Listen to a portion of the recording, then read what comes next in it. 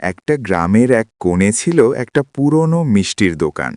দিনে সব সময় বন্ধ থাকত, কিন্তু রাতে দোকানটা নিজে থেকেই খুলে যেত। একদিন কয়েকজন বাচ্চা খেলতে খেলতে সেখানে গেল। দেখল দোকানটা খোলা আর ভিতরে আলো জ্বলছে।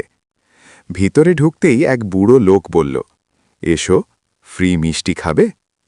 লোভে পড়ে তারা মিষ্টি খেতে শুরু করল, কিন্তু কিছুক্ষণ পর তাদের শরীর ধীরে ধীরে অদৃশ্য হতে শুরু করল। তখনই বুড়ো লোকটা হাসতে হাসতে নিজের আসল রূপে এলো। সে আসলে একটা ভয়ঙ্কর ভূত।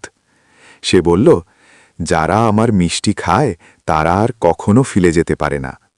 বাচ্চারা পালাতে গেল, কিন্তু দরজা নিজে থেকেই বন্ধ হয়ে গেল। শেষে দেখা গেল আগের আরও অনেক বাচ্চা সেখানে আটকে আছে, অদৃশ্য হয়ে। পরের দিন সকালে দোকানটা আবার বন্ধ, কিন্তু রাতে আবার সেই কণ্ঠ শোনা যায়, ফ্রি মিষ্টি খাবে।